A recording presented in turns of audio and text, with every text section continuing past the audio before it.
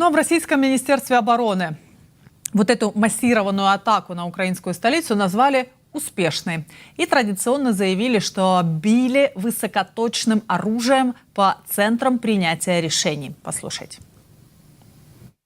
Сегодня ночью воздушно-космическими силами России нанесен удар высокоточным оружием большой дальности воздушного базирования, в том числе аэробаллистическими гиперзвуковыми ракетами «Кинжал» по центрам принятия решения ВСУ, базам материально-технического обеспечения, пунктам временной дислокации сил специальных операций и иностранных наемников. Цели удара достигнуты, все объекты поражены. Вот эти...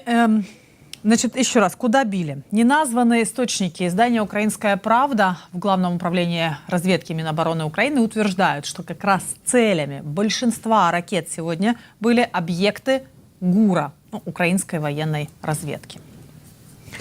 У нас в эфире Анатолий Храпчинский, заместитель гендиректора украинской компании по производству средств радиоэлектронной борьбы, эксперт по авиации. Анатолий, здравствуйте. Добрый вечер. А скажите, возвращаясь к своему предыдущему утверждению, точнее к утверждению источников «Украинской правды», издания «Украинская правда», можно ли по тому, что вы видите, какую сейчас картинку, можете ли вы сделать вывод, что все-таки было целями? Целями стандартный подход Российской Федерации – бить по жилым кварталам, по жилым массивам, то есть нанести как можно больше ущерба гражданским лицам для того, чтобы потом рассказать, что они били, в принципе, по каким-то очень важным объектам. А то, что источники ГУР, источники «Укрправды» в ГУРе говорят, что их объекты были целями? Ну, опять же, источники – это же не официальное обращение ГУРа. Давайте смотреть на эти источники, это как, знаете, вот кто-то сказал. Это очень похоже на российскую пропаганду, когда рассказывают, что вот наши знакомые, кто-то сказал, где-то сказал. Я не верю этим источникам, потому что я вижу то, что я видел сегодня в Киеве.